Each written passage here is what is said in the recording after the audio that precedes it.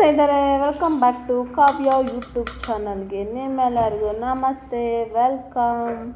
ಈ ದಿನ ನಾನು ಚಪಾತಿಗೆ, ಪೂರಿಗೆ, ಅನ್ನಕ್ಕೆ ಸೂಪರಾಗಿ ಹೊಂದ್ಕೊಂಡು ಅಂತ ಬೆಂಡೆಕಾಯಿ ಮೊಟ್ಟೆ ರೆಸಿಪಿ ತೋರಿಸ್ತಾ ಇದ್ದೀನಿ. ಏನಪ್ಪ ಈ ಬೆಂಡೆಕಾಯಿ ಮೊಟ್ಟೆ ಪಲ್ಯ ಅಂದರೆ ನಿಮಗೆ ಈಗ ಅಷ್ಟೇ ಗೊತ್ತಾಗಿರುತ್ತೆ ಏನು ಅಂತ. ಏನಿಲ್ಲ ಕಣ್ರಿ, ಬೆಂಡೆಕಾಯಿ ಮೊಟ್ಟೆ ಹಾಕಿ ಈ ಪಲ್ಯ ಮಾಡ್ಕೊಂಡು ಟೇಸ್ಟ್ ಅಂತೂ ಸೂಪರಾಗಿರ್ತದೆ.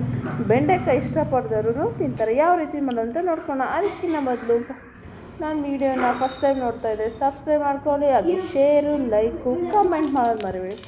ಮೊದಲಿಗೆ ಸ್ಟವ್ ಮೇಲೆ ಬಾಂಡೆ ಇಟ್ಕೊಳ್ಳಿ. ಸ್ವಲ್ಪ ಟೇಬಲ್ ಸ್ಪೂನ್ 3 ಟೇಬಲ್ ಸ್ಪೂನ್ ಆಗುತ್ತೆ ಸ್ವಲ್ಪ ಸಾಸಿವೆ ಚೆನ್ನಾಗಿ ಸಿಗಬೇಕು. ಚಿಕ್ಕಪಟ್ಟ ಹಾಕಿಸಿದ್ಮೇಲೆ ನಾನು ದಪ್ಪಟ್ಟು ಒಂದು ಈರುಳ್ಳಿ ತೊಗೊಂಡಿದ್ದೀನಿ. ನೀರು ಮಾಡಿದ್ರೆ 2 ಬಸ್ಕೊಳ್ಳಿ. ಒಂದು ದಪ್ಪದ ಈರುಳ್ಳಿನ ನಿಮ್ಗೆ ಯಾವ ಥರ ಬೇಕೋ ಅಷ್ಟು ಬೇಕಾದ್ರೆ ಕಟ್ ಮಾಡ್ಕೊಳ್ಳಿ. ನೋಡಿ, ಅದನ್ನ ಸ್ವಲ್ಪ ಫ್ರೈ ಮಾಡ್ಕೊಬೇಕು. ಸಾಸಿವೆ ಆದಮೇಲೆ ಆಮೇಲೆ ಬೆಂಡೆಕಾಯಿನ ಸ್ವಲ್ಪ ಮೀಡಿಯಮ್ ಸೈಜಲ್ಲಿ ಸಣ್ಣದಾಗಿ ಈ ಥರ ಕಟ್ ಮಾಡ್ಕೊಂಡು ಅದನ್ನು ಚೆನ್ನಾಗಿ ಫ್ರೈ ಮಾಡ್ಕೊಳ್ಳಿ. ಜಾಸ್ತಿ ಫ್ರೈ ಮಾಡಬೇಕಂತೇನಿಲ್ಲ, ಫ್ರೈ ಮಾಡಿಕೊಂಡು ಸಾಕು. ಈಗ 100ಅಲ್ಲಿ ಒಂದು 60% ಫ್ರೈ ಮಾಡ್ಕೊಳ್ಳಿ ಸಾಕು ಬೆಂಡೆಕಾಯಲ್ಲಿರೋಂಥ.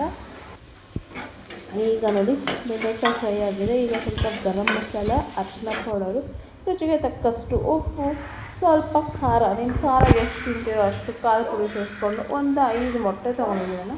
ನೀವು ಇನ್ನೂ ಜಾಸ್ತಿನೂ ಬಳಸ್ಬೋದು, ಇಲ್ಲ ಇನ್ನೂ ಕಮ್ಮಿನೂ ಬಳಸ್ಬೋದು ಮೊಟ್ಟೆ.